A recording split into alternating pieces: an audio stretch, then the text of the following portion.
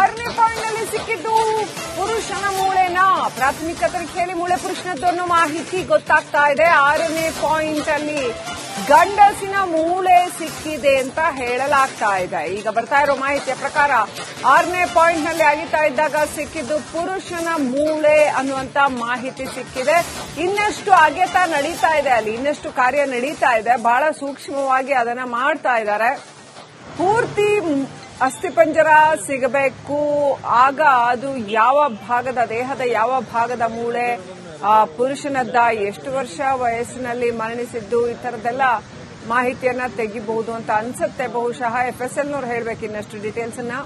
ಅದಕ್ಕೆಲ್ಲ ಸಮಯ ಕೂಡ ತಗೊಳುತ್ತೆ ಅಂತ ಅನ್ಸುತ್ತೆ. FSL ರಿಪೋರ್ಟ್ಸ್ ಬರೋದಕ್ಕೆ ಸಮಯ ಕೂಡ ತಗೊಳುತ್ತೆ ಅಂತ ಅನ್ಸುತ್ತೆ. ಹಿಟಾಚಿ ಕೆಲಸವನ್ನ ನಿಲ್ಲಿಸಿ ಇದೀಗ ಮಣ್ಣಿನಲ್ಲಿ ಹುಷಾರಾಗಿ ಎವಿಡೆನ್ಸ್ ಕಲೆಕ್ಷನ್ ಮಾಡುವಂತ ಒಂದು ಕೆಲಸ ನಡೀತಾ ಇದೆ ಅಂತ ಹೇಳಲಾಗ್ತಾ ಇದೆ.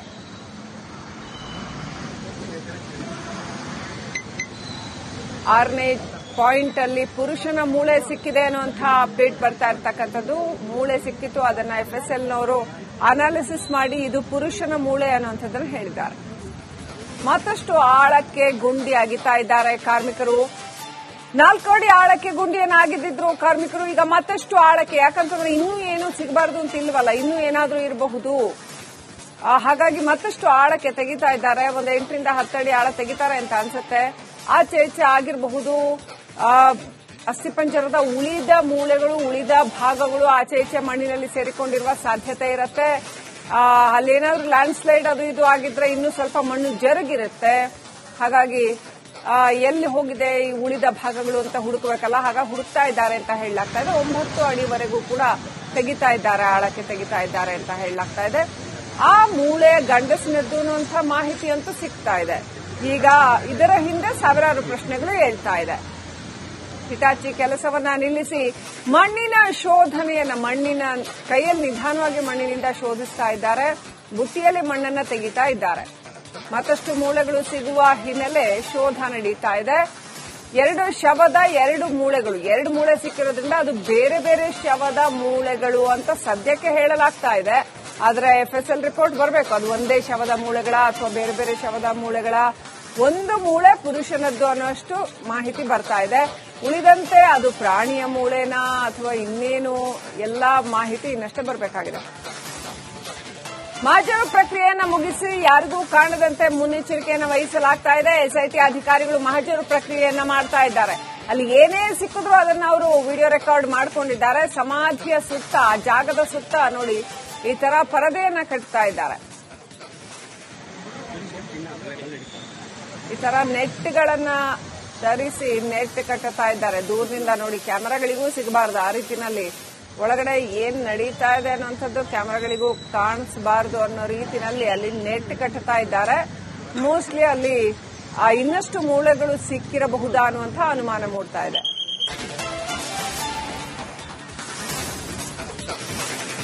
ಆರನೇ ಪಾಯಿಂಟ್ನಲ್ಲಿ ಸಿಕ್ಕಿದ್ದು ಪುರುಷನ ಮೂಳೆನಾ? ಪ್ರಾಥಮಿಕ ತನಿಖೆಯಲ್ಲಿ ಮೂಳೆ ಪುರುಷನದ್ದು ಅನ್ನೋ ಮಾಹಿತಿ ಗೊತ್ತಾಗ್ತಾ ಇದೆ. 6ನೇ ಪಾಯಿಂಟ್ ಅಲ್ಲಿ ಗಂಡಸಿನ ಮೂಳೆ ಸಿಕ್ಕಿದೆ ಅಂತ ಹೇಳಲಾಗ್ತಾ ಇದೆ. ಈಗ ಬರ್ತಾ ಇರೋ ಮಾಹಿತಿಯ ಪ್ರಕಾರ 6ನೇ ಪಾಯಿಂಟ್ ನಲ್ಲಿ ಅಗಿತಾ ಇದ್ದಾಗ ಸಿಕ್ಕಿದ್ದು ಪುರುಷನ ಮೂಳೆ ಅನ್ನುವಂತ ಮಾಹಿತಿ ಸಿಕ್ಕಿದೆ. ಇನ್ನಷ್ಟು ಅಗೆತ ನಡೀತಾ ಇದೆ, ಅಲ್ಲಿ ಇನ್ನಷ್ಟು ಕಾರ್ಯ ನಡೀತಾ ಇದೆ. ಬಹಳ ಸೂಕ್ಷ್ಮವಾಗಿ ಅದನ್ನ ಮಾಡ್ತಾ ಇದ್ದಾರೆ.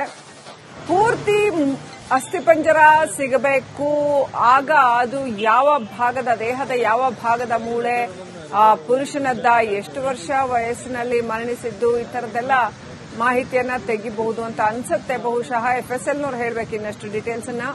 ಅದಕ್ಕೆಲ್ಲ ಸಮಯ ಕೂಡ ತಗೊಳುತ್ತೆ ಅಂತ ಅನ್ಸುತ್ತೆ. FSL ರಿಪೋರ್ಟ್ಸ್ ಬರೋದಕ್ಕೆ ಸಮಯ ಕೂಡ ತಗೊಳುತ್ತೆ ಅಂತ ಅನ್ಸುತ್ತೆ. ಹಿಟಾಚಿ ಕೆಲಸವನ್ನ ನಿಲ್ಲಿಸಿ ಇದೀಗ ಮಣ್ಣಿನಲ್ಲಿ ಹುಷಾರಾಗಿ ಎವಿಡೆನ್ಸ್ ಕಲೆಕ್ಷನ್ ಮಾಡುವಂತ ಒಂದು ಕೆಲಸ ನಡೀತಾ ಇದೆ ಅಂತ ಹೇಳಲಾಗ್ತಾ ಇದೆ.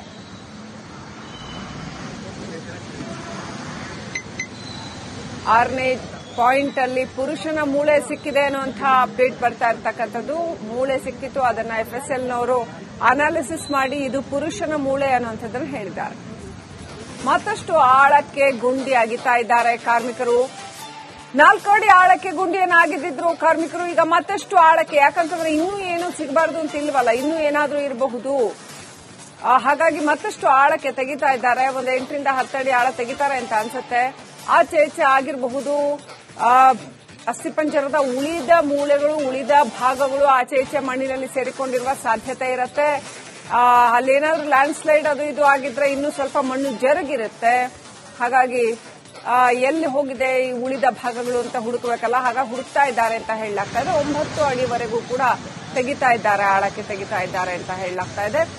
ಆ ಮೂಳೆ ಗಂಡಸಿನದ್ದು ಅನ್ನುವಂಥ ಮಾಹಿತಿ ಅಂತೂ ಸಿಗ್ತಾ ಇದೆ. ಈಗ ಇದರ ಹಿಂದೆ ಸಾವಿರಾರು ಪ್ರಶ್ನೆಗಳು ಹೇಳ್ತಾ ಇದೆ. ಹಿಟಾಚಿ ಕೆಲಸವನ್ನ ನಿಲ್ಲಿಸಿ ಮಣ್ಣಿನ ಶೋಧನೆಯನ್ನ, ಮಣ್ಣಿನ ಕೈಯಲ್ಲಿ ನಿಧಾನವಾಗಿ ಮಣ್ಣಿನಿಂದ ಶೋಧಿಸ್ತಾ ಇದ್ದಾರೆ. ಬುಟ್ಟಿಯಲ್ಲಿ ಮಣ್ಣನ್ನ ತೆಗಿತಾ ಇದ್ದಾರೆ. ಮತ್ತಷ್ಟು ಮೂಳೆಗಳು ಸಿಗುವ ಹಿನ್ನೆಲೆ ಶೋಧ ನಡೀತಾ ಇದೆ. 2 ಶವದ 2 ಮೂಳೆಗಳು, 2 ಮೂಳೆ ಸಿಕ್ಕಿರೋದ್ರಿಂದ ಅದು ಬೇರೆ ಬೇರೆ ಶವದ ಮೂಳೆಗಳು ಅಂತ ಸದ್ಯಕ್ಕೆ ಹೇಳಲಾಗ್ತಾ ಇದೆ. ಆದ್ರೆ FSL ರಿಪೋರ್ಟ್ ಬರಬೇಕು, ಅದು ಒಂದೇ ಶವದ ಮೂಳೆಗಳ ಅಥವಾ ಬೇರೆ ಬೇರೆ ಶವದ ಮೂಳೆಗಳ. ಒಂದು ಮೂಳೆ ಪುರುಷನದ್ದು ಅನ್ನೋಷ್ಟು ಮಾಹಿತಿ ಬರ್ತಾ ಇದೆ.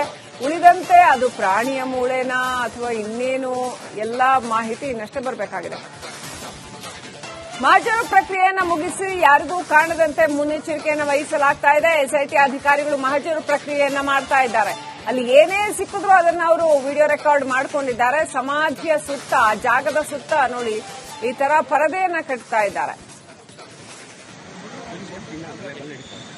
ಈ ತರ ನೆಟ್ಗಳನ್ನ ಧರಿಸಿ ನೆಟ್ ಕಟ್ಟುತ್ತಾ ಇದ್ದಾರೆ. ದೂರದಿಂದ ನೋಡಿ, ಕ್ಯಾಮೆರಾಗಳಿಗೂ ಸಿಗಬಾರದು ಆ ರೀತಿನಲ್ಲಿ. ಒಳಗಡೆ ಏನ್ ನಡೀತಾ ಇದೆ ಅನ್ನುವಂಥದ್ದು ಕ್ಯಾಮೆರಾಗಳಿಗೂ ಕಾಣಿಸಬಾರದು ಅನ್ನೋ ರೀತಿನಲ್ಲಿ ಅಲ್ಲಿ ನೆಟ್ ಕಟ್ಟುತ್ತಾ ಇದ್ದಾರೆ. ಮೋಸ್ಟ್ಲಿ ಅಲ್ಲಿ ಇನ್ನಷ್ಟು ಮೂಳೆಗಳು ಸಿಕ್ಕಿರಬಹುದಾ ಅನ್ನುವಂಥ ಅನುಮಾನ ಮೂಡ್ತಾ ಇದೆ.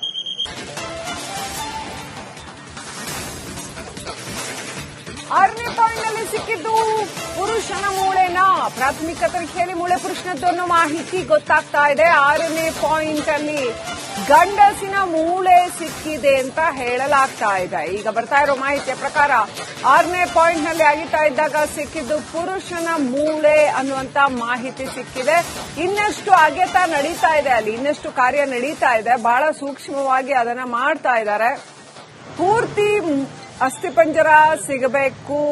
ಆಗ ಅದು ಯಾವ ಭಾಗದ, ದೇಹದ ಯಾವ ಭಾಗದ ಮೂಳೆ, ಪುರುಷನದ್ದ, ಎಷ್ಟು ವರ್ಷ ವಯಸ್ಸಿನಲ್ಲಿ ಮರಣಿಸಿದ್ದು, ಈ ತರದೆಲ್ಲ ಮಾಹಿತಿಯನ್ನ ತೆಗಿಬಹುದು ಅಂತ ಅನ್ಸುತ್ತೆ. ಬಹುಶಃ FSLನವ್ರು ಹೇಳ್ಬೇಕು ಇನ್ನಷ್ಟು ಡೀಟೇಲ್ಸ್ ಅನ್ನ. ಅದಕ್ಕೆಲ್ಲ ಸಮಯ ಕೂಡ ತಗೊಳುತ್ತೆ ಅಂತ ಅನ್ಸುತ್ತೆ. FSL ರಿಪೋರ್ಟ್ಸ್ ಬರೋದಕ್ಕೆ ಸಮಯ ಕೂಡ ತಗೊಳುತ್ತೆ ಅಂತ ಅನ್ಸುತ್ತೆ. ಹಿಟಾಚಿ ಕೆಲಸವನ್ನ ನಿಲ್ಲಿಸಿ ಇದೀಗ ಮಣ್ಣಿನಲ್ಲಿ ಹುಷಾರಾಗಿ ಎವಿಡೆನ್ಸ್ ಕಲೆಕ್ಷನ್ ಮಾಡುವಂತ ಒಂದು ಕೆಲಸ ನಡೀತಾ ಇದೆ ಅಂತ ಹೇಳಲಾಗ್ತಾ ಇದೆ.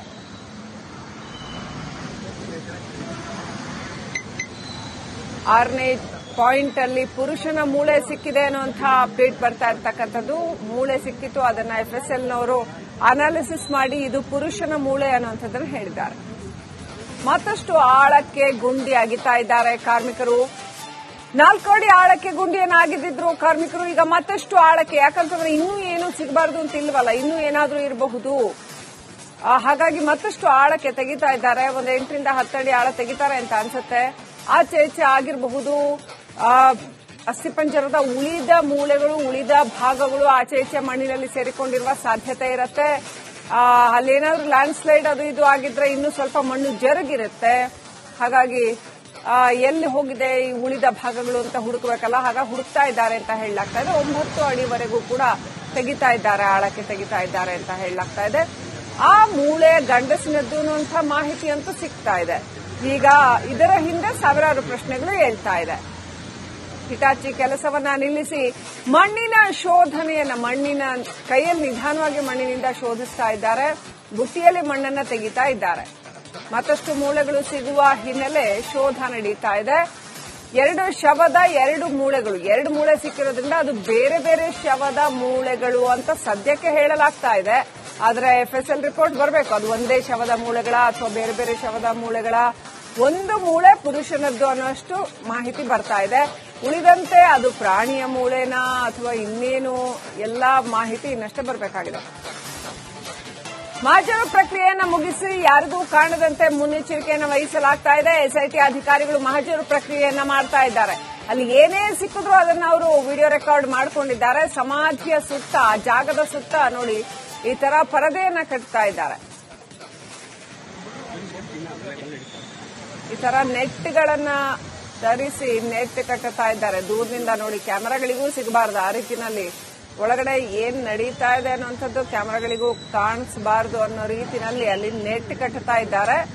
ಮೋಸ್ಟ್ಲಿ ಅಲ್ಲಿ ಇನ್ನಷ್ಟು